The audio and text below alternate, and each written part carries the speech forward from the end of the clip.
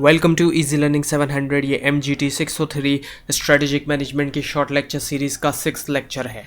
So mission characteristics, एक effective mission statement की क्या क्या करेक्टरिस्टिक्स होती हैं। ये ब्रॉड होता है स्कोप के अंदर। अब इसको ब्रॉड होना चाहिए, जनरलाइज होना चाहिए, लेकिन जनरलाइज होने का ये मतलब नहीं है कि बहुत ज़्यादा ही जनरलाइज हो और तमाम दुनिया भर की बातें इसमें हो, लेकिन ब्रॉड होना चाहिए।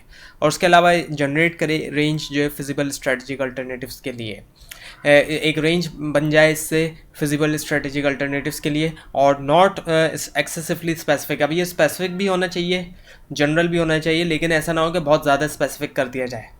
उसके अलावा रिकनसाइल करें इंटरेस्ट जो है जितने भी डाइवर्स स्टेक होल्डर हैं, डिफरेंट स्टेक होल्डर्स हैं, उनके दरमियान।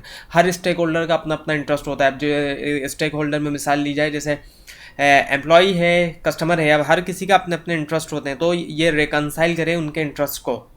स्टेक होल्डर वो लोग होते हैं जिनका ऑर्गेनाइजेशन में इंटरेस्ट होता है, ऑर्गेनाइजेशन की ग्रोथ में भी और ऑर्गेनाइजेशन में। सो फाइनली बैलेंस्ड करें स्पेसिफिटी और जनरलिटी के दरमियान। एक बैलेंस बन जाए स्पेसिफिसिटी और जनरलिटी के दरमियान, ना तो ये बहुत ज़्यादा ही जनरल हो जाए और ना बहुत ज़्यादा स्पेसिफिक हो जाए। उसके अलावा जब इसको रीड किया जाए तो इससे एक पॉजिटिव फीलिंग और इमोशन हो, और ये मोटिवेट करे रीडर को कि रीडर्स जो है वो एक्शन लें। उसके अलावा इससे एक इंप्रेशन बन जाए कि फर्म जो है वो सक्सेसफुल है और डायरेक्शन है फर्म के पास, और टाइम, सपोर्ट और इन्वेस्टमेंट लगाना वर्थ ही होगा फर्म के अंदर। इसके अलावा रिफ्लेक्ट जजमेंट करे फ्यूचर के बारे में, फ्यूचर ग्रोथ के बारे में, कि ऑर्गेनाइजेशन की जो फीलिंग है फ्यूचर के बारे में यानी। उसके अलावा एक प्रोवाइड करे क्राइटेरिया स्ट्रेटजीज को सिलेक्ट करने का, और बेसिस मिले, बुनियाद मिले जनरेट करने के लिए, स्क्रीन करने के लिए स्ट्रेटेजिक ऑप्शंस की। और डायनामिक इन ओरिएंटेशन होता है, ये डायनामिक होता है यानी स्टैटिक नहीं होता है, एक जगह रुका हुआ नहीं होता ये। Now the customer orientation according to Vern McGinnis mission should, Vern McGinnis के मुताबिक मिशन जो है वो क्या होना चाहिए, वो डिफाइन करे कि ऑर्गेनाइजेशन क्या है and what the organisation aspires to be, organisation क्या होना चाहती है यानी एम क्या है ऑर्गेनाइजेशन का। उसके अलावा limited to exclude some venture, यानी कि ये मतलब है इसका कि ब्रॉड हो लेकिन ज़ाहिर बात है बिल्कुल भी जनरलाइज ना हो। और उसके अलावा इतना ब्रॉड होना चाहिए कि अलाउ करे क्रिएटिव ग्रोथ को और डिस्टिंग्विश करे फर्म को दूसरी फर्म से। यानी अब एक मिशन स्टेटमेंट के ज़रिए पता चले कि ये फर्म जो है दूसरे फर्म से अलग है। सर्व करे एक फ्रेमवर्क के तौर पे कि इवेल्यूएट किया जा सके करंट एक्टिविटीज़ को, करंट एक्टिविटीज़ की एग्जामिनेशन की जा सके, एक फ्रेमवर्क मिल जाए। यानी कि मिशन स्टेटमेंट एक तरह का फ्रेमवर्क हो जिसके ज़रिए देखा जा सके, करंट एक्टिविटीज़ को एग्जामिनेशन किया जा सके, और इतना क्लियरली स्टेटेड हो, बयान किया गया हो, इतना क्लियरली इसको बताया गया हो कि तब सब लोग इसको समझ सकें, अंडरस्टूड बाय ऑल। सो एक अच्छा मिशन स्टेटमेंट जो रिफ्लेक्ट करता है एंटिसिपेशन जो है कस्टमर की, जो भी उसकी तवक्कात वगैरह होती हैं उसको भी रिफ्लेक्ट कर रहा होता है। ये आइडेंटिफाई करता है ये कस्टमर की नीड्स को, और प्रोवाइड करता है प्रोडक्ट सर्विस जो सेटिस्फाई करती है नीड्स को। जैसे 8Ts का जो मिशन है वो फोकस करता है कम्युनिकेशंस के ऊपर, टेलीफोन के ऊपर नहीं। और इसी तरह से एक्सॉन्स का जो मिशन स्टेटमेंट है वो फोकस करता है एनर्जी के ऊपर, ऑयल और गैस के ऊपर नहीं, क्योंकि कस्टमर की जो नीड है वो तो जाहिर बात है अगर प्रोडक्ट के बारे में बताया जाएगा, उसके फीचर्स के बारे में, तो लोगों को इतना नहीं समझ में आएगा, लेकिन जब उसकी बेनिफिट्स के बारे में बताया जाएगा तो लोग ज़्यादा समझेंगे। तो बेनिफिट्स के बारे में एक्चुअली जो है वो बताया जा रहा है। जैसे कि 8NT का मिशन जो फोकस कर रहा है कम्युनिकेशन पे, और एक्सॉन्स का फोकस कर रहा है एनर्जी के ऊपर, तो बेनिफिट्स के ऊपर फोकस कर रहा है। So social policy and mission, so managerial philosophy and thinking at the highest level in the organisation reflect social policy. जो भी मैनेजरियल किस्म की फिलॉसफी होती है, जो हाईएस्ट लेवल पे जो ऑर्गेनाइजेशनल थिंकिंग होती है, वो रिफ्लेक्ट कर रही होती है सोशल पॉलिसी। यानी सोशल पॉलिसी में जैसे सोशल रिस्पॉन्सिबिलिटीज़ आ जाती हैं, और जाहिर बात है सोशल पॉलिसी को अफेक्ट करना चाहिए डेवलपमेंट जो है मिशन और विजन की। मिशन और विजन जो है वो अफेक्ट होने चाहिए सोशल पॉलिसी से। और उसके अलावा उससे क्या और क्या होगा फिर, अगर सोशली रिस्पॉन्सिबल एक फर्म होगी तो वो रिस्पॉन्सिबिलिटीज़ वो होगी उसकी कंज्यूमर के लिए भी, एनवायरमेंटलिस्ट के लिए भी, माइनॉरिटीज़ के लिए भी, कम्युनिटीज़ के लिए भी, और अदर ग्रुप्स के लिए भी। और सोशल पॉलिसी इंटीग्रेटेड होनी चाहिए तमाम जितनी भी स्ट्रेटेजिक मैनेजमेंट एक्टिविटीज़ हैं उनके अंदर जम होना चाहिए यानी। और मिशन स्टेटमेंट एक इफेक्टिव इंस्ट्रूमेंट है कन्वे करने के लिए social responsibility of the firm. एक इफेक्टिव किस्म का ये इंस्ट्रूमेंट है जिसके ज़रिए सोशल रिस्पॉन्सिबिलिटीज़ फर्म के अंदर कन्वे की जा सकती हैं।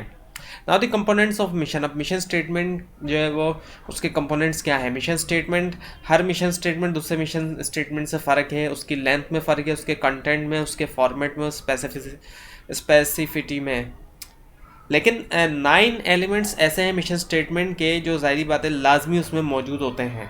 अब वो 9 एलिमेंट्स कौन कौन से कंपोनेंट्स हैं, वो है कस्टमर्स हैं, प्रोडक्ट या सर्विस है, मार्केट है, टेक्नोलॉजी है, सर्वाइवल ग्रोथ एंड प्रॉफिटेबिलिटी है, फिलोसफी है, सेल्फ कॉन्सेप्ट है, कंसर्न फॉर पब्लिक इमेज है एंड कंसर्न फॉर एम्प्लॉयज़ है। सो कंपोनेंट जो है मिशन स्टेटमेंट के, अब उनको थोड़ा थोड़ा देखते हैं डिटेल में। सो पहला जो है वो है कस्टमर्स के। Who are firm's customer, customer कौन से हैं, फर्म के कस्टमर कौन कौन से हैं। और फिर प्रोडक्ट और सर्विसेज, यानी कि मेजर प्रोडक्ट सर्विसेज कौन कौन सी हैं, जो अहम तरीन प्रोडक्ट सर्विसेज है वो कौन कौन सी हैं फर्म की। इसके अलावा markets, geographically where the firm compete, यानी कहाँ पर फर्म कम्पीट करेगी, किस लोकेशन में, कौन से एरिया में, कौन से सिटी में, कौन से कंट्री में। इसके अलावा technology, is the firm technology current, जो फर्म टेक्नोलॉजी यूज़ कर रही है वो करंट है या नहीं, वो मॉडर्न टेक्नोलॉजी है या नहीं, जो टेक्नोलॉजी बाकी फर्म्स यूज़ कर रही हैं, जो टेक्नोलॉजी लेटेस्ट है वो है या नहीं। इसके अलावा concern for survival growth and profitability, यानी कि is the firm committed to the growth and financial soundness, क्या फर्म के अंदर ग्रोथ है, कमिट है फर्म ग्रोथ के साथ और फाइनेंशियल साउंडनेस के साथ, यानी कि माली एतबार से फर्म के हालात अच्छे हैं, कमिटेड है या नहीं, ये चीज़ें। और इसके अलावा फ़िलासफ़ी का मतलब है कि बेसिक बिलीव्स क्या है फर्म के, वैल्यूज़ क्या हैं, एस्पिरेशन क्या है, एथिकल प्रायोरिटीज़ क्या हैं, यानी क्या क्या तरजीहात हैं फर्म्स की, ये तमाम चीज़ें। उसके अलावा सेल्फ कॉन्सेप्ट क्या है, यानी कि फ़र्म की डिस्टिंक्टिव कॉम्पिटेंसीज़ क्या है या मेजर कॉम्पिटिटिव एडवांटेज, यानी वो चीज़ जो फ़र्म के पास मौजूद है वो बाकी दूसरी फर्म्स के पास जो चीज़ मौजूद नहीं है उसी को हम कहेंगे कॉम्पिटिटिव एडवांटेज, जो कॉम्पिटिटर्स के पास मौजूद नहीं होना। और उसके अलावा कंसर्न फॉर पब्लिक इमेज, यानी फर्म क्या रिस्पॉन्सिव है सोशल, कम्युनिटी और एनवायरमेंटल कंसर्न में। एंड कंसर्न फॉर एम्प्लॉयज़, क्या एम्प्लॉय जो है वो वैल्यूएबल एसेट हैं फर्म के लिए वो वैल्यूएबल एसेट की तरह है या नहीं। Now the importance of vision and mission, although research results are mix, research result तो मिक्स है, लेकिन firm with formal statement, formal mission statement जिन फर्म्स का होता है वहाँ क्या होता है कि 2 times average return on shareholders equity, 2 गुना ज़्यादा यानी दुगना, यानी कि उनका एवरेज रिटर्न होता है शेयर होल्डर्स इक्विटी का। उसके अलावा पॉजिटिव रिलेशनशिप होता है ऑर्गेनाइजेशनल परफॉर्मेंस से, और 30% हायर रिटर्न होता है सर्टेन फाइनेंशियल मेजर में। नाउ दी पेप्सी कंपनी का मिशन स्टेटमेंट आपके सामने मैं पढ़ रहा हूँ। Is to increase the value of our shareholder investment, यानी इंक्रीज़ करना वैल्यू जो है हमारे शेयर होल्डर की इन्वेस्टमेंट की। We do this through sales growth, हम किस तरीके से करते हैं, सेल्स को ग्रोथ करते हुए, कॉस्ट कंट्रोल को करते हुए और वाइज इन्वेस्टमेंट रिसोर्सेज को के ज़रिए। And we believe our commercial success depend upon offering quality, और हम ये बिलीव करते हैं कि हमारी जो कमर्शियल सक्सेस है डिपेंड करती है वो ऑफरिंग करने पे, क्या क्वालिटी ऑफर करने के ऊपर, and value to our customer and consumers, और वैल्यू को भी ऑफर करने पर कस्टमर और कंज्यूमर को। And providing product that are safe, और प्रोवाइड करना प्रोडक्ट जो कि सेफ है, होलसम है, economically efficient and environmentally sound है। And providing a fair return to our investment, और प्रोवाइड करना एक फेयर रिटर्न हमारे इन्वेस्टर को, while adhering to the highest standard of integrity, और साथ में जो हायर स्टैंडर्ड है इंटीग्रिटी के वो भी।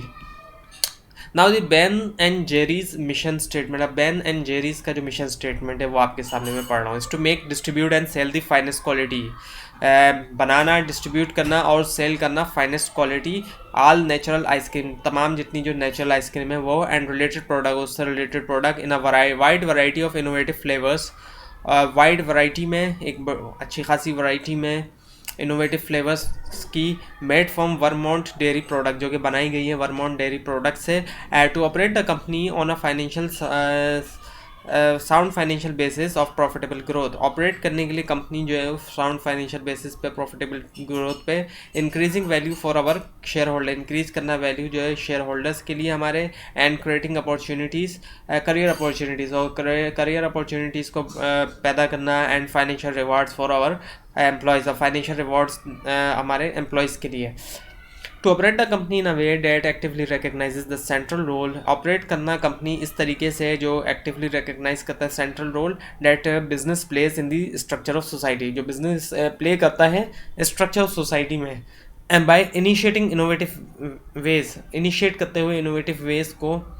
To improve the quality of life of a broad community, यानी इम्प्रूव करना लाइफ जो है, क्वालिटी ऑफ लाइफ जो है ब्रॉड कम्युनिटी की एक बड़ी ब्रॉड कम्युनिटी की, उसके अलावा लोकल्स की, नेशनल्स की और इंटरनेशनल की। अब आपके सामने मौजूद है evaluation matrix of mission statement. अब 2 कंपनीज़ के मैंने आपके सामने मिशन स्टेटमेंट पढ़े हैं और ये आपके सामने उसका इवेल्यूशन मैट्रिक्स है, यानी क्या क्या चीज़ें हैं जो दोनों के मिशन स्टेटमेंट्स में मौजूद है, कौन कौन से ऐसे कंपोनेंट्स हैं जो एक मिशन स्टेटमेंट में मौजूद है और दूसरे में नहीं है। इसमें सबसे पहले कंपोनेंट का लिखा हुआ है कि ऑर्गेनाइजेशन का नाम यहाँ पे लिखा जाएगा, उसके बाद फिर customer, products, product, service, market, concern for survival, growth, profitability and technology. Pepsi company का जो मिशन स्टेटमेंट है उसमें कस्टमर्स हैं मौजूद और बेंज एंड जेरी में नहीं है, जबकि प्रोडक्ट सर्विस के बारे में पेप्सी कंपनी में मौजूद नहीं है जबकि बेंज एंड जेरी में मौजूद है। मार्केट्स के बारे में पेप्सी कंपनी में नहीं है जबकि बेंज एंड जेरी में मौजूद है। इसके अलावा concern for survival, growth and profitability वो दोनों के अंदर मौजूद है और टेक्नोलॉजी का दोनों के मिशन स्टेटमेंट में नहीं है। इसके अलावा कुछ और चीज़ें हैं जैसे फिलॉसफी है, सेल्फ कॉन्सेप्ट है, concern for public image and concern for employees. Pepsi company का जो मिशन स्टेटमेंट है उसमें फिलॉसफी तो मौजूद है लेकिन बेंज एंड जेरी में नहीं है, और इसी तरह से सेल्फ कॉन्सेप्ट जो है वो पेप्सी कंपनी में मौजूद नहीं है जबकि बेंज एंड जेरी में मौजूद है, और कंसर्न फॉर पब्लिक इमेज जो है वो पेप्सी कंपनी में मौजूद नहीं है और जो बेंज एंड जेरी उसमें मौजूद है, और concern for employee Pepsi company के मिशन स्टेटमेंट में मौजूद नहीं है और बेंज एंड जेरी के मिशन स्टेटमेंट में मौजूद है। तो ये तमाम वही सारे कंपोनेंट्स हैं जो आपको पहले बताए गए थे कि 9 कंपोनेंट्स जो है वो लाजमी एक मिशन स्टेटमेंट के अंदर मौजूद होने चाहिए। तो इसी तरह किसी भी कंपनी का मिशन स्टेटमेंट उठा के इवेल्यूएट किया जा सकता है कि उसके अंदर कौन कौन से कंपोनेंट्स मौजूद हैं जो मिशन स्टेटमेंट में मौजूद होने चाहिए या नहीं। तो ये था आज का लेसन। आपको कोई कन्फ्यूजन है तो नीचे कमेंट ज़रूर कीजिए और इस पूरी सीरीज़ को देखने के लिए इस चैनल को सब्सक्राइब कीजिए। Thanks for watching.